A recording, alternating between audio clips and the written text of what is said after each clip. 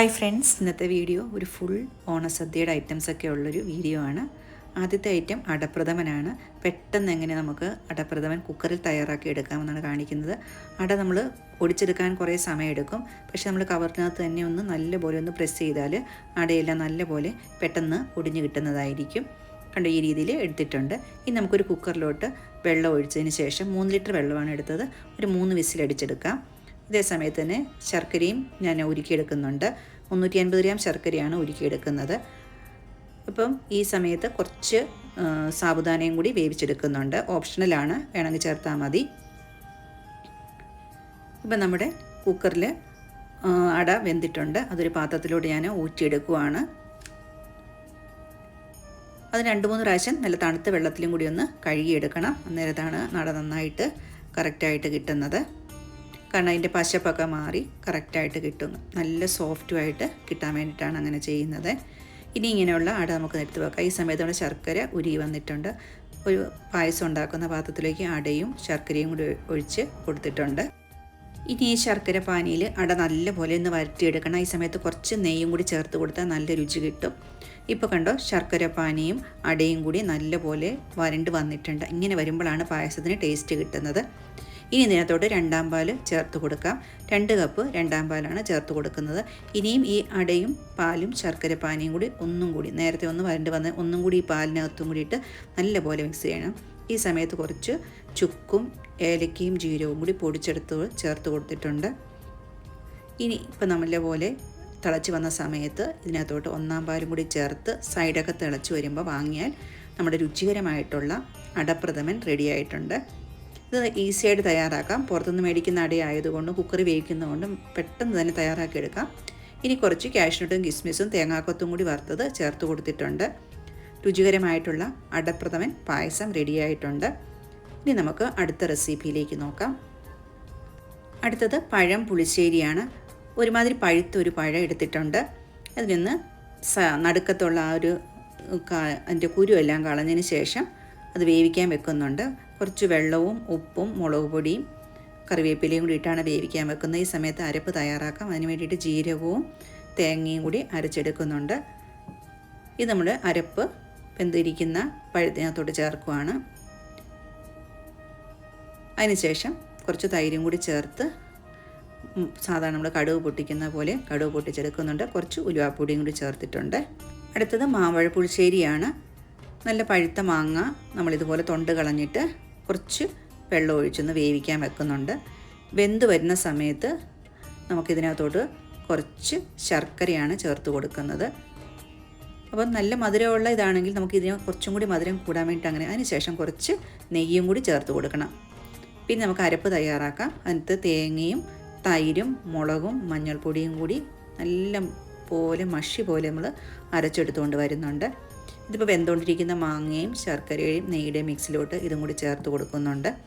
അതിനുശേഷം കുറച്ച് വെള്ളവും കൂടി തിളച്ച് കഴിഞ്ഞാൽ നമ്മുടെ രുചികരമായ മാമ്പഴപ്പുളിശ്ശേരി റെഡിയാകും. ഇനി ലാസ്റ്റ് കടുക് താളിച്ച് ചേർക്കാം. ഒരു നുള്ള് ഉലുവപ്പൊടിയും കൂടി ചേർക്കണേ. ഇനി അടുത്തത് കൂട്ടുകറിയാണ്.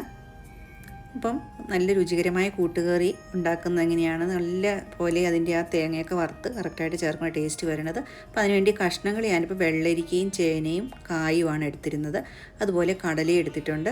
കുതിർത്ത കടല വേവിക്കാൻ വെക്കുവാണ്. കുറച്ച് വെള്ളം ഒഴിച്ച് ഉപ്പും കൂടി ചേർത്തിട്ട് കടല വേവിക്കാൻ വെച്ചിട്ടുണ്ട്. കുറച്ച് മഞ്ഞൾപ്പൊടിയും കൂടി ചേർത്തായിരുന്നു. അതുപോലെ കുറച്ച് മുളക് പൊടിയും. ഇങ്ങനെയാണ് വേവിക്കാൻ വെക്കുന്നത്. ഈ സമയത്ത് നമുക്കിനി കഷ്ണങ്ങളും കൂടി അരിഞ്ഞെടുക്കാം. അപ്പം ഞാൻ വെള്ളരിക്കയും പച്ചക്കായും അതുപോലെ ചേനയും കൂടിയാണ് എടുത്തിരിക്കുന്നത്. അപ്പം നമ്മൾ കായൊക്കെ അരിഞ്ഞതിന് ശേഷം കുറച്ച് നേരം വെള്ളത്തിലിട്ട് വെക്കുന്നുണ്ട്. കഞ്ഞിവെള്ളത്തിലാണ്. അതിനുശേഷം വെള്ളരിക്ക തൊണ്ടൊക്കെ കളഞ്ഞ് കുരുവൊക്കെ കളഞ്ഞ് കുറച്ച് വലിയ സൈസിലാണ് അരിഞ്ഞെടുക്കുന്നത്. ചേന കട്ട് ചെയ്യുമ്പോൾ കൈ ചൊറിയാതിരിക്കാൻ നമ്മൾ കുറച്ച് വെളിച്ചെണ്ണയൊക്കെ തേച്ചിട്ടാണ് അത് മുറിച്ചെടുത്തിരിക്കുന്നത്. ഇതെല്ലാം കുറച്ച് നേരം കഞ്ഞിവെള്ളത്തിട്ട് വെച്ചതിന് ശേഷം വേവിക്കാൻ വെക്കുവാണ്. അപ്പോൾ ചട്ടിക്കകത്താണ് വേവിക്കാൻ വെക്കുന്നത്. അതിനകത്ത് കുറച്ച് മുളക് പൊടിയും മഞ്ഞൾപ്പൊടിയും ഇതിനാവശ്യമായിട്ടുള്ള ഉപ്പും കൂടി ചേർത്ത് വെള്ളം ഒഴിച്ച് വേവിക്കാൻ വെക്കുന്നു. നമ്മൾ കടലയ്ക്ക് ആവശ്യമുള്ള ഉപ്പ് നേരത്തെ തന്നെ ചേർത്തിട്ടുണ്ടല്ലോ, അതുകൊണ്ട് ഇപ്പം വെജിറ്റബിൾസിനുള്ള ഉപ്പ് മാത്രം മതിയാകും.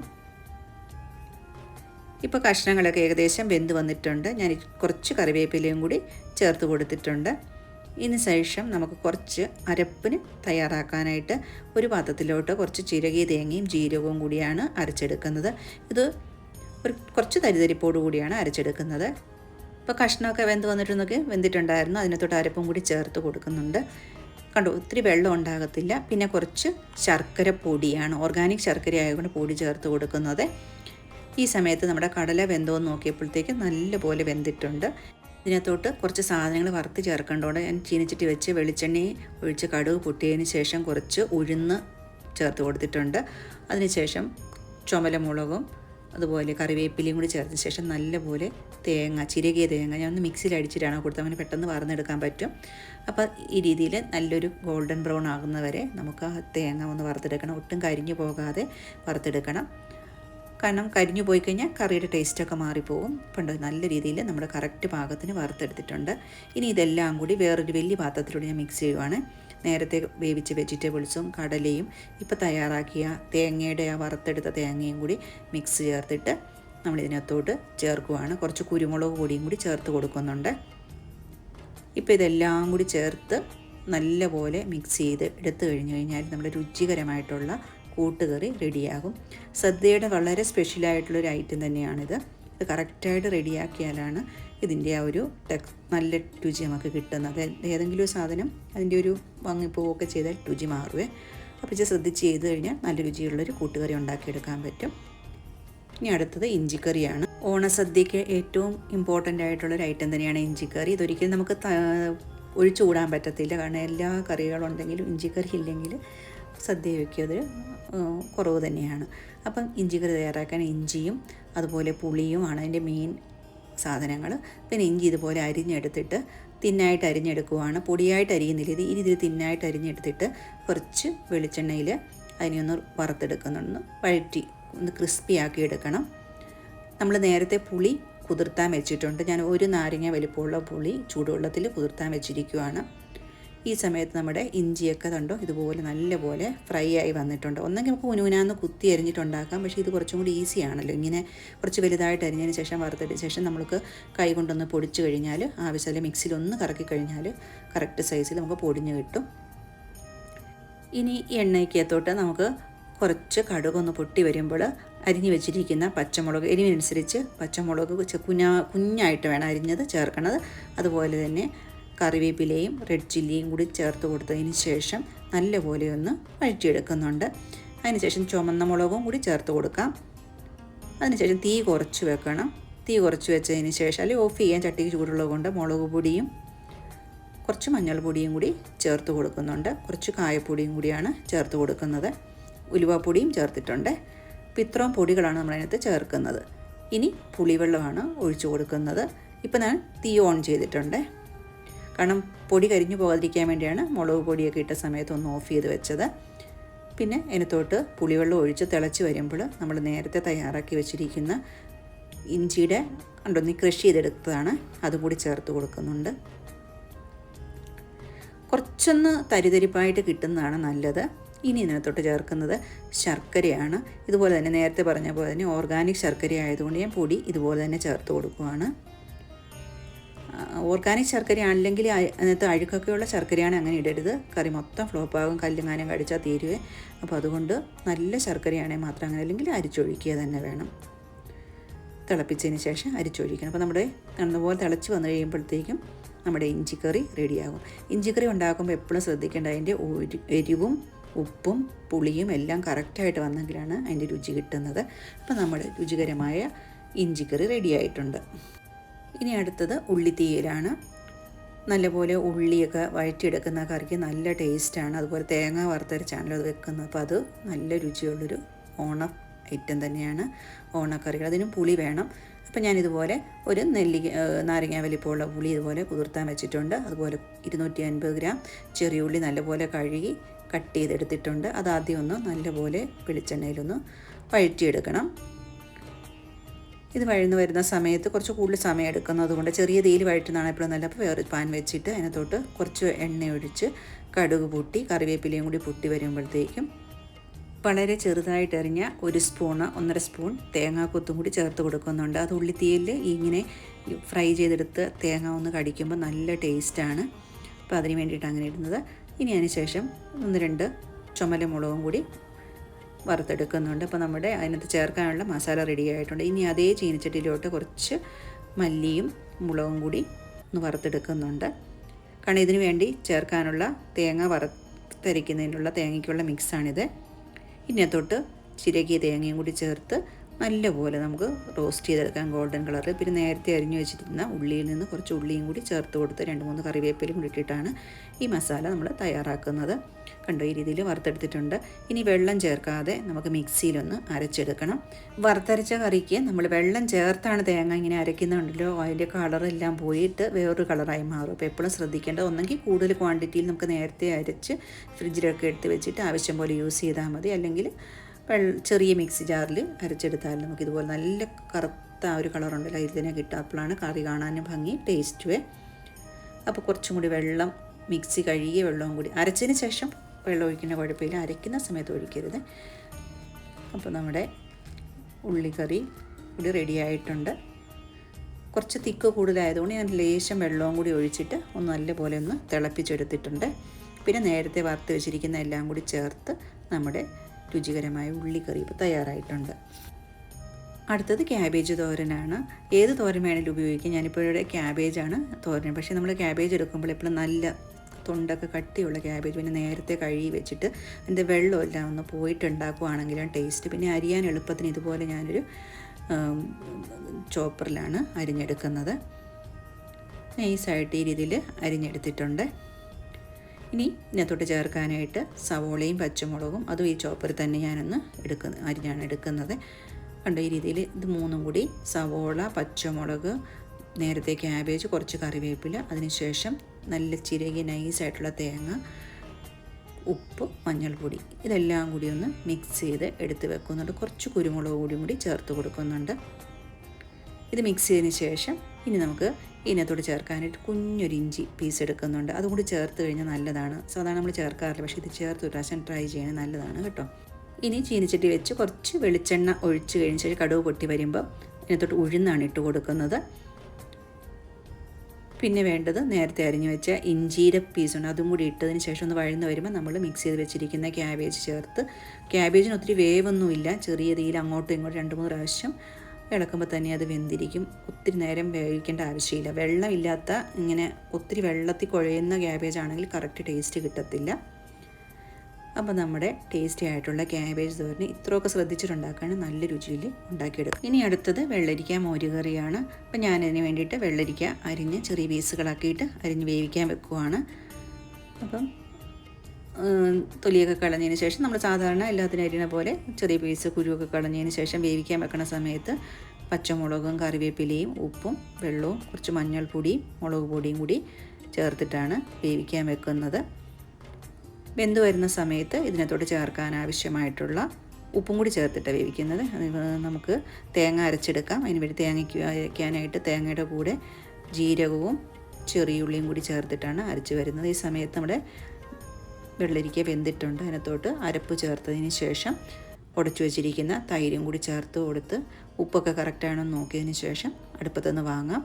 അതിനുശേഷം ഇതിനകത്തോട്ട് കടുക് താളിച്ച് കൊടുക്കണം. വെളിച്ചെണ്ണ വെച്ച് കടുക് പൊട്ടി വരുമ്പം ചുമലമുളകും കറിവേപ്പിലയും കൂടി ചേർത്ത് വഴറ്റി ചേർക്കുന്നുണ്ട്.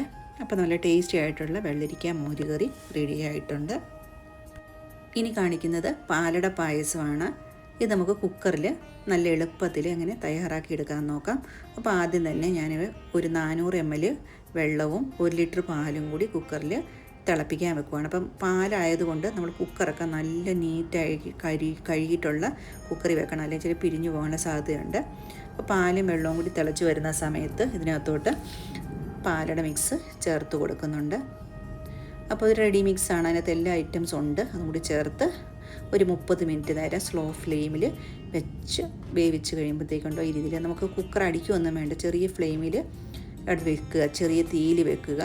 അതിന് ശേഷം 30 മിനിറ്റ് കഴിയുമ്പോഴത്തേക്കും ഇത് കുറുകി ഈ ഒരു പാകത്തിൽ വന്നിട്ടുണ്ടായിരിക്കും. വളരെ ഈസിയാണ്.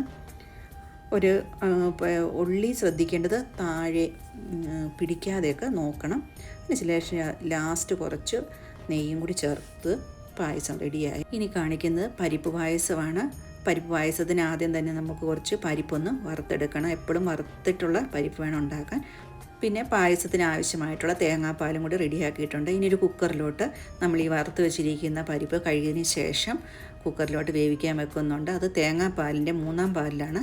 അതിനുശേഷം ഒരു 1/4 കപ്പ് അരിയും കൂടി ഇട്ട് കൊടുക്കുന്നുണ്ട്. അത് നല്ലതാണ്. പരിപ്പിൻ്റെ കൂടെ അരിയും കൂടി ചേർത്തിട്ട് കുക്കർ 2-3 വിസിൽ അഴിച്ച് എടുക്കാം. കണ്ട ഈ രീതിയിൽ പരിപ്പും അരിയും വെന്ത് വന്നിട്ടുണ്ട്. ഇനി നമ്മൾ ഉരുക്കി വെച്ചിരിക്കുന്ന ശർക്കര പാനി ചേർത്ത് കൊടുക്കുകയാണ്. ഇനി ഇതിനകത്ത് നേരത്തെ പറഞ്ഞ പോലെ പരിപ്പും ശർക്കരയും എല്ലാം കൂടി ആ മിക്സ് ഒന്ന് നല്ല പോലെ ഒന്ന് വരട്ടിയെടുക്കണം. എന്നിട്ട് മാത്രമേ ഇനി നമ്മൾ അതിനകത്തോട്ട് പാലൊഴിക്കാവുള്ളൂ. ഈ സമയത്ത് ഞാൻ കുറച്ച് ചുക്കും ജീരകവും ഏലക്കയും എല്ലാം കൂടി പൊടിച്ച് ചേർത്തു. അതിനുശേഷം തലപ്പാലൊഴിച്ച് പാറ്റിയിട്ടുണ്ട്. പിന്നെ ഒരു മധുരം ബാലൻസ് ചെയ്യാനായിട്ട് ഒരു പിഞ്ച് സോൾട്ടും കൂടി ചേർത്ത് ഇപ്പോൾ നമ്മൾ ലാസ്റ്റ് തലപ്പാലൊഴിച്ച് കറി റെഡി ആയിട്ടുണ്ട് കേട്ടോ. കണ്ടോ, ആ കുറുക്കൊക്കെയാണ് കറക്റ്റായിട്ട് നോക്കേണ്ട. ഒത്തിരി കുറുകിയിരിക്കരുത്, കുറച്ച് ലൂസായിട്ടിരിക്കുക, അല്ലെങ്കിൽ കുറച്ച് നേരം കഴിയുമ്പോൾ അത് കട്ടയായി പോകും. പിന്നെ ഒരു ചീനിച്ചട്ടി വെച്ചിട്ട് നെയ്യ് ഒഴിച്ച് അതിനകത്തോട്ട് നമ്മൾ തേങ്ങാക്കൊത്തും അതുപോലെ കാഷ്നട്ടും കിസ്മിസും എള്ളും കൂടി ഇട്ട് വറുത്തിട്ട് പായസത്തിലോട്ട് ചേർക്കണം. ഇതിനകത്ത് എള്ള് ചേർക്കുമ്പോൾ നല്ല ടേസ്റ്റാണ്. അപ്പം ഈ പരിപ്പ് പായസത്തിൽ എപ്പോഴും എള്ള് ചേർക്കണം കേട്ടോ, അതാണ് അതിൻ്റെ രുചിയെ. അപ്പോൾ നമ്മുടെ രുചികരമായിട്ടുള്ള പരിപ്പ് പായസവും ഇപ്പോൾ റെഡിയായി വന്നിട്ടുണ്ട്. അടുത്തത് കാണിക്കുന്നത് മാങ്ങ അച്ചാറാണ്. ഇത് ഇൻസ്റ്റൻ്റായിട്ട് തയ്യാറാക്കുന്ന മാങ്ങ അച്ചാറാണ്. ഇൻസ്റ്റൻ്റ് എന്ന് പറഞ്ഞു കഴിഞ്ഞാൽ നമ്മൾ അരിഞ്ഞ് വെച്ച് കുറച്ച് നേരം ഒന്ന് ഉപ്പിനകത്ത് ഇട്ട് വെച്ചിട്ടാണ് ഉണ്ടാക്കുന്നത്.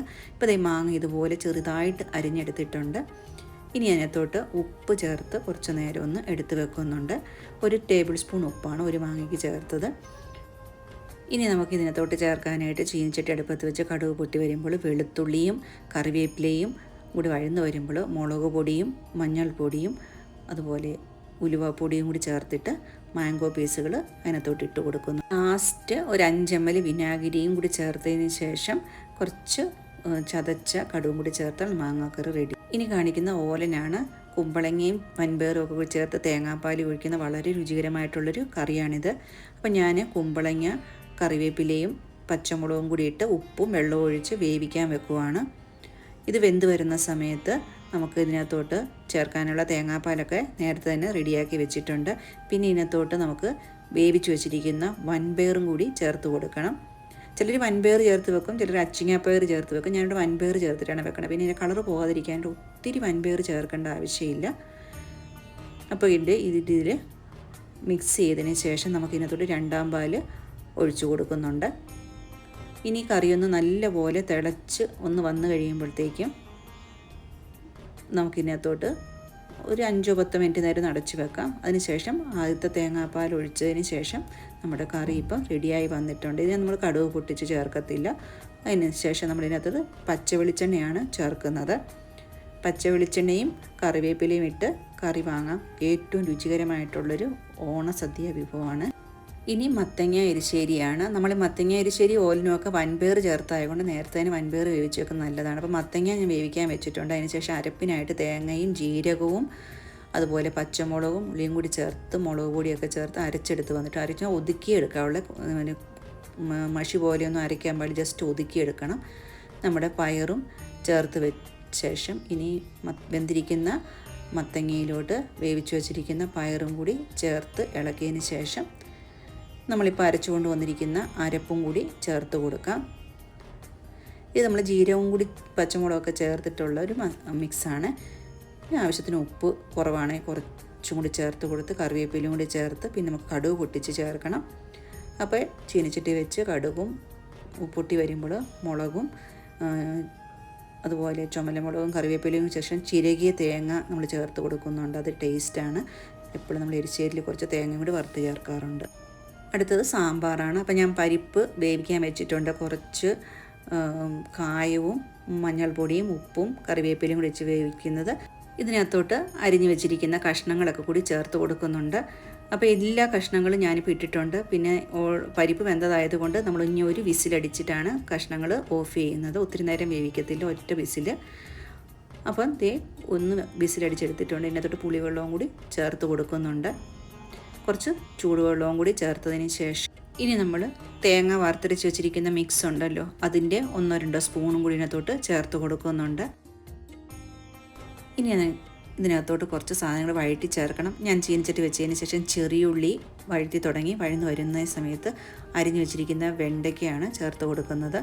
പിന്നെ മുറിച്ച് വെച്ചിരിക്കുന്ന തക്കാളിയും കൂടി ചേർത്ത് കൊടുത്ത് ഇതൊന്ന് വഴന്നു വരുന്ന എണ്ണയൊക്കെ തെളിഞ്ഞ് വരുന്ന സമയത്ത് ഇതിനകത്തോട്ട് 2-3 പച്ചമുളകും കൂടി ചേർത്ത് വഴറ്റുന്നുണ്ട്. പിന്നെ ഇതിനകത്തോട്ട് ചേർത്ത് കൊടുക്കേണ്ടത് കുറച്ച് സാമ്പാർ പൊടിയാണ്. പിന്നെ ആവശ്യത്തിന് ഉപ്പും കൂടി ചേർത്ത് നല്ലപോലെ ഒന്ന് വഴറ്റിയെടുക്കുന്നുണ്ട്. ഇനി നേരത്തെ വേവിച്ച് വെച്ചിരിക്കുന്ന സാമ്പാർ മിക്സിലോട്ട് ഇതും കൂടി ഒന്ന് ആഡ് ചെയ്യുന്നുണ്ട്. ഇനി ഈ സമയത്ത് ഇതിനകത്തോട്ട് ചേർക്കാനുള്ളത് കുറച്ച് ശർക്കര പൗഡറാണ്. അത് നല്ല ടേസ്റ്റ് തരും. പിന്നെ അരിഞ്ഞു വെച്ചിരിക്കുന്ന മല്ലിയിലയും കൂടി ചേർത്താൽ നമ്മുടെ കറി റെഡിയായി. ഇനി ഇതിനകത്ത് ലാസ്റ്റ് ഫൈനലി ഒന്ന് കുറച്ച് കായവും വെളിച്ചെണ്ണയിൽ വഴറ്റി ചേർത്ത് ഉലുവാപ്പൊടിയും കൂടി ചേർത്താൽ രുചികരമായ സാമ്പാർ റെഡിയായി. ഇനി അടുത്തത് അവിയലാണ്. അവിയലിന് നമ്മൾ എല്ലാ കഷ്ണങ്ങളും നീളത്തിലാണ് അരിയുന്നത്. നമുക്ക് ഏതൊക്കെ കഷ്ണങ്ങൾ ചേർക്കാനുണ്ടോ അതെല്ലാം ചേർത്തിട്ട് പിന്നെ കായ ഒക്കെ ഞാൻ സെപ്പറേറ്റ് വെള്ളത്തിലിട്ടേക്കുവാണ്, കഞ്ഞി വെള്ളത്തിൽ. ഇനി ചീനിച്ചട്ടി വെച്ചതിന് ശേഷം മഞ്ഞൾപ്പൊടിയും വെളിച്ചെണ്ണയും കറിവേപ്പിലയും കൂടി മിക്സ് ചെയ്തിട്ടാണ് ഈ വെജിറ്റബിൾസ് എല്ലാം കൂടി മിക്സ് ചെയ്തിട്ട് വേണം കഷ്ണങ്ങൾ വേവിക്കാനായിട്ട്. അങ്ങനെ വേവിക്കുമ്പോഴാണ് നല്ല ടേസ്റ്റായിട്ട് വരുന്നത്. ഇനി ഇതിനകത്തോട്ട് പച്ചമുളക് ഇങ്ങനെ പുലർന്നിടുന്നുണ്ട്. അത് വെന്ത് വരുന്ന സമയത്ത് ഇതിനകത്തേക്ക് അരപ്പ് തയ്യാറാക്കാം. തേങ്ങയും മഞ്ഞൾപ്പൊടിയും ജീരകവും കൂടി ഒതുക്കിയെടുത്തിട്ടുണ്ട്. ഇപ്പം നമ്മുടെ കഷ്ണങ്ങളൊക്കെ വെന്ത് വന്നിട്ടുണ്ട്. അതിനകത്തോട്ട് ഈ അരപ്പ് ചേർത്ത് കൊടുക്കാം. അരപ്പ് ചേർക്കുന്ന സമയത്ത് കുറച്ച് വെള്ളവും കൂടി ചേർക്കുന്നു. ഒത്തിരി വെള്ളം ചേർക്കരുത്, കുറച്ച് വെള്ളവും കൂടി ചേർത്തിട്ടുണ്ട്. ഇനി ഒന്ന് അടച്ച് വെച്ച് 2-3 മിനിറ്റ് ആവി കയറുന്ന സമയത്ത് നമുക്ക് കുറച്ച് തൈരൊന്ന് ഉടച്ചെടുക്കുന്നുണ്ട് പുളിക്ക് വേണ്ടിയിട്ട്. അപ്പം ആ ഉടച്ചു വെച്ചിരിക്കുന്ന തൈരും കൂടി ചേർത്ത് കൊടുക്കാം. ഇനി എല്ലാം കൂടി നല്ലപോലെ ഒന്ന് മിക്സ് ചെയ്താൽ നമ്മുടെ അവിയൽ റെഡിയാവും. സോൾട്ടൊക്കെ ചെക്കിന് ശേഷം കുറവാണെങ്കിൽ ആഡ് ചെയ്ത് കൊടുക്കാം. പിന്നെ ലാസ്റ്റ് പച്ച വെളിച്ചെണ്ണയും കറിവേപ്പിലയും കൂടി ചേർത്താൽ നമ്മുടെ അവിയൽ സൂപ്പറായിട്ട് റെഡിയാവും. ഇനി ഞാൻ 5 കറികൾ ഒന്നിച്ചാണ് കാണിക്കുന്നത്. ബീട്രൂട്ട് പച്ചടി, പൈനാപ്പിൾ പച്ചടി, വെള്ളരിക്ക കിച്ചടി, കാളൻ പരിപ്പ് കറി. അപ്പോൾ ഇതെല്ലാം കൂടി ഒരേ രീതിയിലാണ് കടുക് പൊട്ടിച്ച് ചേർക്കുന്നത്, അതുകൊണ്ടാണ് ഒന്നിച്ച് കാണിക്കുന്നത്. പരിപ്പ് കറിക്ക് വേണ്ടി വറുത്ത പരിപ്പ് വെള്ളം ഒഴിച്ച് വെളിച്ചെണ്ണയും ഉപ്പും ഇട്ട് വേവിക്കാൻ വെച്ചു. വെന്ത് വരുമ്പോൾ ഒരു മിക്സിയിലോട്ട് തേങ്ങയും പച്ചമുളകും ജീരകവും മഞ്ഞൾപ്പൊടിയും വെള്ളം ഒഴിച്ച് നല്ല മഷി പോലെ അരച്ചെടുത്ത് വന്നിട്ടുണ്ട്. ഇത് വെന്തിരിക്കുന്ന പരിപ്പിലോട്ട് ചേർത്ത് കുറച്ച് വെള്ളവും കൂടി ചേർത്ത് നല്ലപോലെ ഒന്ന് തിളച്ച് വരുമ്പം നമ്മുടെ പരിപ്പ് റെഡിയായി വന്നിട്ടുണ്ട്. ഇനി കടുക് പൊട്ടിച്ച് ചേർത്താൽ മതി. ഉപ്പ് കുറവാണെങ്കിൽ ഉപ്പ് ആഡ് ചെയ്ത് കൊടുക്കണം. പിന്നെ കറിവേപ്പിലയും കൂടി ചേർത്തതിന് ശേഷം പരിപ്പ് കറിയുടെ ഇതുവരെ തീർന്നു. ഇനി നമുക്ക് കടുക് പൊട്ടി ചേർത്താൽ മതി. അപ്പോൾ ഞാൻ അത് പാത്രത്തിലേക്ക് മാറ്റി വെച്ചിട്ട് അടുത്ത കറി കാണിക്കാം. ബീട്രൂട്ട് പച്ചടിയാണ്. ഞാനിപ്പോൾ ബീട്രൂട്ട് നല്ല കളറുള്ള ബീട്രൂട്ട് ഒന്ന് മിക്സിയിൽ ഇങ്ങനെ അടിച്ചെടുത്തിട്ടുണ്ട്. ചെറുതായിട്ട് അരിയുന്നതിനേക്കാളും എളുപ്പം അതാണ്. അത് ഇച്ചിരി പച്ചമുളകും കറിവേപ്പിലയും വെള്ളവും ഉപ്പും ഇട്ട് വേവിക്കുന്നുണ്ട്. ഒത്തിരി വേവൊന്നുമില്ല, ജസ്റ്റ് 5 മിനിറ്റ് നേരം ഒന്ന് വേവിച്ചാൽ മതി. വെന്ത് വന്നതിന് ശേഷം നമുക്ക് ഇതിനകത്തോട്ട് അരപ്പ് ചേർക്കണം. അരപ്പിന് വേണ്ടി ഇഞ്ചിയും പച്ചമുളകും അതുപോലെ കറിവേപ്പിലയും തേങ്ങയും കൂടി അരച്ചെടുക്കുകയാണ്. അരച്ചെടുത്തത് അതിനകത്തോട്ട് ചേർത്തതിന് ശേഷം ഉടച്ചു വെച്ചിരിക്കുന്ന 2-3 സ്പൂൺ തൈരും കൂടി ചേർത്ത് കഴിഞ്ഞാൽ നമ്മുടെ ടേസ്റ്റി ആയിട്ടുള്ള ബീട്രൂട്ട് പച്ചടി റെഡിയായി. ഇനി ഇതിനും കടുക് പൊട്ടിച്ച് ചേർക്കേണ്ടതുണ്ട്. അത് ഞാൻ ലാസ്റ്റ് എല്ലാത്തിനെയും കൂടെ ഒന്നിച്ചാണ് കടുക് പൊട്ടിച്ച് ചേർക്കുന്നത്. ഇനി കാണിക്കുന്നത് വെള്ളരിക്ക കിച്ചടിയാണ്. വെള്ളരിക്കയും അതുപോലെ പച്ചമുളകും ചെറിയുള്ളിയും കൂടി വേവിക്കാൻ വെക്കുന്നുണ്ട്. വെള്ളവും ഉപ്പും ചേർത്തിട്ട് വെന്ത് വരുന്ന സമയത്ത് നമുക്കിതിനകത്തോട്ട് കുറച്ച് തേങ്ങ അതുപോലെ തൈര് ഒന്നിച്ചാണ് അരയ്ക്കുന്നത്. അതിനെ അരച്ച് എടുത്ത് വരുന്നതിന് ശേഷം ഇതിനകത്തോട്ട് ചേർക്കുന്നുണ്ട്. ഇനി ഇതിനകത്തോട്ട് ലാസ്റ്റ് ഉപ്പൊക്കെ കുറവാണെങ്കിൽ അതും കൂടി ചേർക്കാം. അതുപോലെ സൈഡൊക്കെ തിളച്ച് വരുമ്പോഴത്തേക്കും നമുക്ക് പിന്നെ കുറച്ച് തൈരും കൂടി അടിച്ച് ചേർക്കുന്നുണ്ട്. അതിനുശേഷം ഇതിനകത്തോട്ട് കുറച്ച് ക്രഷ് ചെയ്ത കടുവും കൂടി ചേർത്ത് കൊടുത്താൽ നമ്മുടെ കിച്ചടി റെഡി ആയിട്ടുണ്ട്. കടുവ് പൊട്ടിക്കൽ പിന്നെ ചെയ്യും. അടുത്തത് കുറുക്ക് കാളനാണ്. അതിന് വേണ്ടി ചേനയും പച്ചക്കായും കൂടി വേവിക്കാൻ വെച്ചിട്ടുണ്ട്. വേവിക്കുന്ന സമയത്ത് കുറച്ച് കുരുമുളക് പൊടിയും കൂടി വെള്ളവും കൂടി ഇട്ടിട്ടാണ് വേവിക്കുന്നത്. അരപ്പിന് വേണ്ടിയിട്ട് ജീരകവും മഞ്ഞൾപ്പൊടിയും പച്ചമുളകും തേങ്ങയും കൂടി നല്ല സ്മൂത്തായിട്ട് അരച്ചെടുക്കുന്നുണ്ട്. അപ്പം നമ്മുടെ ചേനയും അതുപോലെ കായും വെന്ത് വന്നിട്ടുണ്ട്. ഇതിനകത്തോട്ട് ആദ്യം തന്നെ ഉടച്ച തൈര് 1 കപ്പാണ് ചേർത്ത് കൊടുക്കുന്നത്. അതാണ് ഈ കറിയുടെ പ്രത്യേകത. നമ്മൾ ആദ്യമാണ് തൈര് ചേർക്കുന്നത് അരപ്പ് ചേർക്കുന്നതിന് മുമ്പ്. അപ്പോൾ അത് നല്ലപോലെ ഒന്ന് മിക്സായി തിളച്ച് വരുമ്പോൾ നമ്മൾ അരച്ച് വെച്ചിരിക്കുന്ന അരപ്പും കൂടി ചേർത്ത് സൈഡ് തിളച്ച് കഴിഞ്ഞാൽ കുറുക്ക് കളൻ റെഡി ആയിട്ടുണ്ട്. ലാസ്റ്റ് അതിനകത്തോട്ട് ഉലുവാപ്പൊടിയും കൂടി ചേർക്കണം. ഇനി റെഡി ആയിട്ട് ഇനി പൈനാപ്പിൾ പച്ചടിയാണ് കാണിക്കുന്നത്. നല്ല പഴുത്ത ഒരു പൈനാപ്പിളിൻ്റെ പകുതിയാണ് എടുത്തിരിക്കുന്നത്. അത് തൊണ്ടൊക്കെ ചെത്തി ചെറുതായിട്ട് അരിഞ്ഞതിന് ശേഷം ഒരു കുക്കറിലോട്ട് ഒരു വിസിലാണ് അടുപ്പിക്കുന്നത്. ഒരു 1/4 കപ്പ് വെള്ളവും കൂടി ഒഴിച്ച് ഉപ്പും കൂടി ആവശ്യത്തിലിട്ട് 1 2 വിസിലടിച്ച് എടുക്കാവുന്നതാണ്. അതിനുശേഷം വെന്ത് വന്നിരിക്കുന്ന പൈനാപ്പിളിനെ ഒന്ന് ഉടച്ചെടുക്കണം. നല്ല മധുരമുള്ള പൈനാപ്പിളാണെങ്കിൽ നല്ലതാണ്. അതിനുശേഷം തേങ്ങയും ജീരകവും പച്ചമുളകും കറിവേപ്പിലയും മുളക് പൊടിയും മഞ്ഞൾപ്പൊടിയും കൂടി നല്ലപോലെ സ്മൂത്തായിട്ട് അരച്ചെടുത്തിട്ട് ഈ വെന്തിരിക്കുന്ന പൈനാപ്പിളിലോട്ട് ഈ മിക്സ് കൂടി ചേർത്ത് ആവശ്യത്തിന് ഉപ്പും കൂടി ചേർക്കുന്നുണ്ട്. ഇത് തിളച്ച് വരുന്ന സമയത്ത് നമുക്ക് ഇതിനകത്തോട്ട് കുറച്ച് കറിവേപ്പിലയും കൂടി ആവശ്യത്തിന് ഉപ്പ് വേണമെങ്കിൽ അതും കൂടി ചേർക്കാം. പിന്നെ ഉടച്ചു വെച്ചിരിക്കുന്ന തൈരും കൂടി ചേർത്താൽ നമ്മുടെ രുചികരമായിട്ടുള്ള പൈനാപ്പിൾ പച്ചടി. ഒരു മധുരം വേണ്ടവർ കുറച്ചും കൂടി ശർക്കരയൊക്കെ ചേർക്കും. ഞാനിപ്പോൾ ഇത്രയും തന്നെ എടുത്തിട്ടുള്ളൂ. ഇനി ഇതിനെല്ലാത്തിനെയും കൂടിയുള്ള കടുകാണ് ഇപ്പോൾ പൊട്ടിച്ച് ചേർക്കുന്നത്.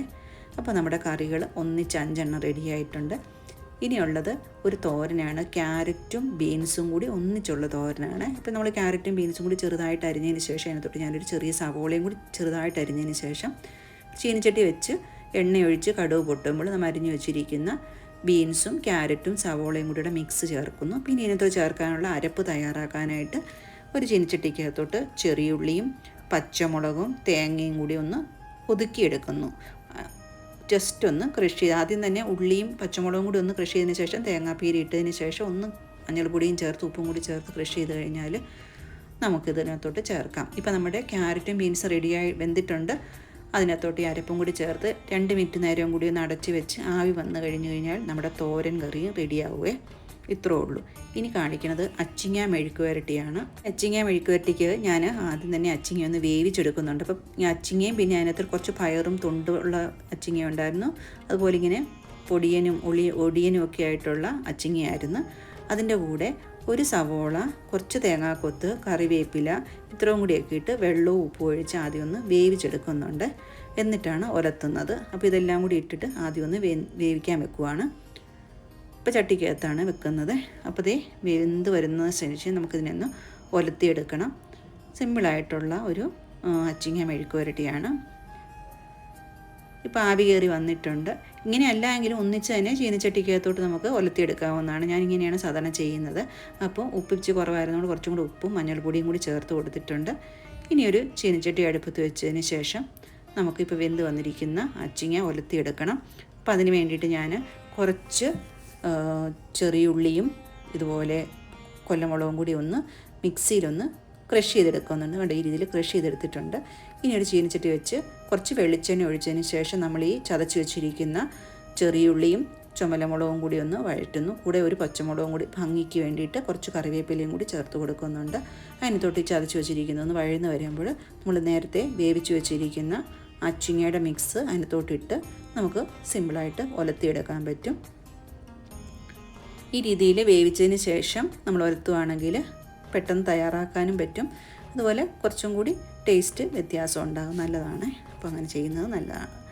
കുറച്ച് കുരുമുളക് പൊടി ലാസ്റ്റ് ചേർക്കും. ഇനി അടുത്തത് രസമാണ്. ഞാനൊരു മിക്സി ജാറിലോട്ട് പച്ചമുളക്, വെളുത്തുള്ളി, അതുപോലെ കുരുമുളകും ജീരകവും കൂടി ഒന്ന് ക്രഷ് ചെയ്തെടുക്കുന്നുണ്ട്. ഇത് വളരെ എളുപ്പത്തിൽ തയ്യാറാക്കുന്ന രസമാണ് കേട്ടോ. ഈ ഒരു മസാല ടേസ്റ്റ് നല്ല ടേസ്റ്റാണ്. ഈ മസാലയ്ക്ക് ചേർത്തിട്ടുണ്ടാകുന്ന രസത്തിന് നമ്മൾ രസപ്പൊടിയൊക്കെ മേടിച്ചുണ്ടാക്കുന്നത് നല്ലതാണ്. പിന്നെ വേണ്ട തക്കാളിയാണ്. ഇപ്പോൾ 2 തക്കാളി എടുത്തിട്ടുണ്ട്. അത് ഒന്ന് കഷ്ണങ്ങളാക്കിയതിന് ശേഷം ഈ മിക്സിയുടെ ജാറിലോട്ട് ഇട്ടതിന് ശേഷം ഒന്ന് അരച്ചെടുക്കുന്നുണ്ട്. ഒത്തിരി അങ്ങ് അരയ്ക്കുന്നില്ല, ജസ്റ്റ് ഒന്ന് അരച്ചെടുക്കുന്നുണ്ട്. അപ്പോൾ അതേ ഇതുപോലെ അരച്ച് കൊണ്ടതിന് ശേഷം നമുക്ക് ഇനി ഉണ്ടാക്കാൻ തുടങ്ങാം. ചീനിച്ചട്ടി അടുപ്പത്ത് വെച്ച് എണ്ണ ഒഴിച്ച് കടുക് പൊട്ടുമ്പോൾ അതിനകത്തോട്ട് റെഡ് ചില്ലിയും കറിവേപ്പിലയും ചേർത്ത് കൊടുക്കുന്നുണ്ട്. അതിനുശേഷം പിന്നെ നമ്മൾ ചതച്ച് വെച്ചിരിക്കുന്ന മസാല മിക്സ് ഉണ്ടല്ലോ അതും കൂടി ചേർത്ത് കൊടുക്കാം. അതിൻ്റെ പച്ചമണം ഒന്ന് മാറി വരുമ്പം അതിനകത്തോട്ട് കുറച്ച് മഞ്ഞൾപ്പൊടിയും മുളക് പൊടിയും ചേർത്ത് കൊടുക്കുന്നുണ്ട്. ഓൾറെഡി നമ്മൾ കുരുമുളക് പൊടി ചേർത്തിട്ടുണ്ട്. അപ്പോൾ എരിവനുസരിച്ച് ചേർക്കണം. പച്ചമുളക് കൊണ്ട് നല്ല എരിവായിരിക്കും എല്ലാത്തിനും കൂടി. അതിനുശേഷം നമ്മൾ അരച്ച് വെച്ചിരിക്കുന്ന തക്കാളിയും കൂടി ചേർത്ത് നല്ലപോലെ ഒന്ന് വഴറ്റണം. പിന്നെ വേണ്ടത് പുളിവെള്ളമാണ്. ഇപ്പോൾ പുളിവെള്ളവും കൂടി ചേർത്ത് കൊടുക്കുന്നുണ്ട്. പിന്നെ കുറച്ച് വെള്ളവും ഉപ്പും കൂടി ചേർത്ത് കഴിഞ്ഞിട്ട് നമ്മുടെ ആവശ്യത്തിന് ആ ഒരു എത്രത്തോളം ലൂസായിരിക്കണോ അല്ലെങ്കിൽ തിക്ക് എന്തോരം വേണോ അതിനനുസരിച്ച് ആക്കാവുന്നതാണ്. സിമ്പിളാണ് കേട്ടോ, ഈസി ആയിട്ട് ചെയ്തെടുക്കാം. ഞാൻ ആ കുറച്ച് പുളി ഒന്ന് കഴുകിയെടുക്കാൻ വേണ്ടി വെള്ളം അതിനകത്തോട്ടാണ് ഒഴിച്ച് കൊടുത്തത്. അപ്പോൾ നമ്മുടെ വെള്ളമൊക്കെ ഉണ്ടോ ഈ രീതിയിലായിട്ടുണ്ട്. ഇനി ഇതിനകത്തോട്ട് നല്ല ഫ്രഷ് ആയിട്ടുള്ള മല്ലിയില ഇതുപോലെ ചെറുതായിട്ട് അരിഞ്ഞതും കൂടി ചേർക്കണം. പിന്നെ കായപ്പൊടിയും ഉലുവാപ്പൊടിയും കൂടി ചേർക്കുന്നുണ്ട്. പിന്നെ ഞാൻ പുറത്തുനിന്ന് മേടിച്ചിട്ടുള്ള പാക്കറ്റിൽ രസത്തിൻ്റെ പൊടിയുണ്ടല്ലോ അതൊരു 1 സ്പൂൺ ചേർത്ത് കൊടുത്തിട്ടുണ്ട്. അപ്പോൾ നമ്മുടെ സൂപ്പറായിട്ടുള്ള രസം റെഡി. ലാസ്റ്റ് സംഭാരം. അതിന് വേണ്ടിയിട്ട് ഞാൻ ഇഞ്ചിയും പച്ചമുളകും കറിവേപ്പിലയും കൂടി മിക്സിയിലൊന്ന് ക്രഷ് ചെയ്തെടുക്കുന്നുണ്ട്. ഈ രീതിയിൽ എടുത്ത് തന്നിട്ടുണ്ട്. ഇതിനകത്ത് തൈരും കൂടി ചേർത്ത് ഒന്ന് അടിച്ച് കുറച്ച് ഉപ്പും ഒക്കെ കൂടി ചേർത്ത് കഴിഞ്ഞ് ആവശ്യത്തിന് വെള്ളം അനുസരിച്ച് നീട്ടി കഴിഞ്ഞ് കഴിഞ്ഞാൽ നമ്മുടെ ടേസ്റ്റി ആയിട്ടുള്ള സംഭാരം കൂടി റെഡിയാവുക. ഇത് നമ്മൾ സദ്യയുടെ ലാസ്റ്റാണല്ലോ സാധാരണ നമ്മൾ മോരും വെള്ളം എടുക്കുന്നത്. അപ്പോൾ അങ്ങനെ സംഭാരം റെഡി ആയിട്ടുണ്ട്. ഇനി ലാസ്റ്റ് നമുക്ക് ചോറില്ലാതെ സദ്യ തീരത്തില്ല. അപ്പോൾ ഞാൻ ചോറ് കുക്കറിൽ അങ്ങനെയാണ് ഉണ്ടാക്കുന്നത്. ഞാൻ കുറച്ച് നേരം സോക്ക് ചെയ്യാൻ വെച്ച അരി കഴുകി, ഇപ്പോൾ കുത്തരിയാണ്, മട്ട റൈസാണ്, ഞാൻ ഒരു 15-20 മിനിറ്റ് എന്തായാലും കുതിർത്തതിന് ശേഷമാണ് ആവശ്യത്തിന് വെള്ളം ഒഴിച്ച് ഒരു 3 വിസിൽ അടുപ്പിച്ച് കഴിഞ്ഞാൽ ഈ രീതിയിൽ വെന്ത് കിട്ടും. പിന്നെ ഒരു ചെരുവത്തിലോട്ട് ഒഴിച്ചിട്ട് ഇങ്ങനെയാണ് വാർത്തെടുക്കുന്നത്. ഇങ്ങനെ നല്ല ഫ്രഷ് ആയിട്ടുള്ള ചോറ് നമുക്ക് കിട്ടുവേ. അപ്പോൾ നമ്മുടെ ഇത്രയും വിഭവങ്ങളോട് കൂടിയിട്ടുള്ള എൻ്റെ ഓണസദ്യയാണ് ഞാൻ കാണിച്ചത്. നിങ്ങൾക്ക് വീഡിയോ ഇഷ്ടപ്പെട്ടു എന്ന് വിചാരിക്കുന്നു. Thank you for watching. Next video ആയിട്ട് വരുന്നവർ എല്ലാവർക്കും ബൈ.